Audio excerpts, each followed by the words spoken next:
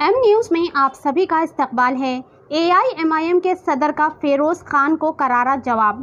हैदराबाद के रुकने parliament barrister Asaduddin Owaisi साहब ने कांग्रेस के रहनुमा फेरोज खान के जाली वोटरों के इल्ज़ाम को जवाब देते हुए तनकीद की। कहा कि ये इलेक्शन के कीड़े हैं, इलेक्शन से पहले उठ जाते हैं और इलेक्शन ख़त्म होने के बाद सो जाते हैं।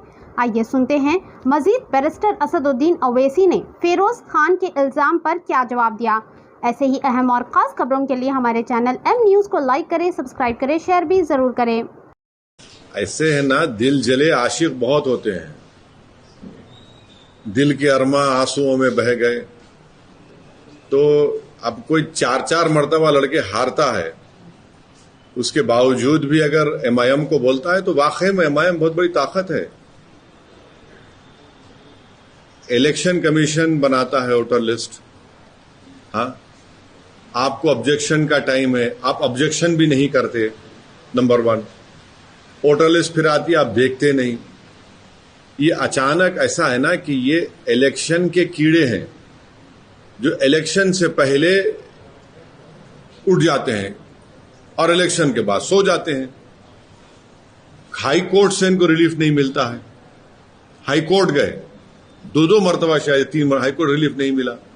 एक साहब तो इनका नाम लेना नामुनासिब है क्योंकि वो कांग्रेस में थे, बीजेपी में चले गए, वो सुप्रीम कोर्ट गए, वहां भी कुछ नहीं हुआ। ये क्या मजाक है। बल्कि इन लोगों ने कंप्लेन दी तो हैदराबाद में बाड़े होते। बाड़े मालूम आप लोगों को? बाड़ा मालूम क्या होता है हैदराबाद में? तो मालूम ना बाड़ा क्या होता है? बाड़ा ऐसा होता है कि एक घर होता है, उसमें 4-5 कमरे होते, उसमें लोग रहते हैं, एक फैमिली, 4-4 फैमिली। ये ही हमारे ये तमाम ये दिल जले मजनू हैं, कंप्लेन दिए। जब इलेक्शन कमीशन की टीम गई, जाकर देखा तो वहां पूरे वोटर थे। ये हर चीज में आप इलेक्शन हार रहे, मैं जिम्मेदार। हाँ, तुम्हारी पार्टी में तुम्हारा कुछ नहीं हो रहा, मैं जिम्मेदार। हाँ, तुम्हारे घर में मुर्गी अंडा नहीं दी, मैं जिम्मेदार। तुम घर में लाके भैंस को रखे, वो दूध नहीं दे रही, मैं जिम्मेदार। तो मैं कहां तक जिम्मेदारी लूंगा? ये इस तरह के वाहियात किस्म की बातें करके आप उन वोटर्स को जो आपको वोट दिए और हमारे खिलाफ दिए, उनकी आप तौहीन कर रहे हैं। वोटर निकल के वोट डालता है, आप उनकी तौहीन कर रहे हैं। और फिर जब SIR होगा तो तुम क्या करोगे बोलो? आप देखिए, ये 2 चीजें यहां पर, एक नंबर 1 एक SIR और एक वोटर लिस्ट। मेरे को सबसे बड़ी फिक्र SIR की हो रही है। अब SIR जब होगा, तेलंगाना में होगा, अगर किसी का नाम नहीं आएगा तो ये लोग क्या करेंगे?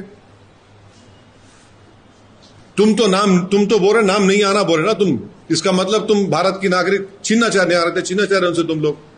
अरे मेरी मुखालिफत करना है तो करो, मगर किसी का तुम सिटीजनशिप पे क्वेश्चन क्यों उठा रहे?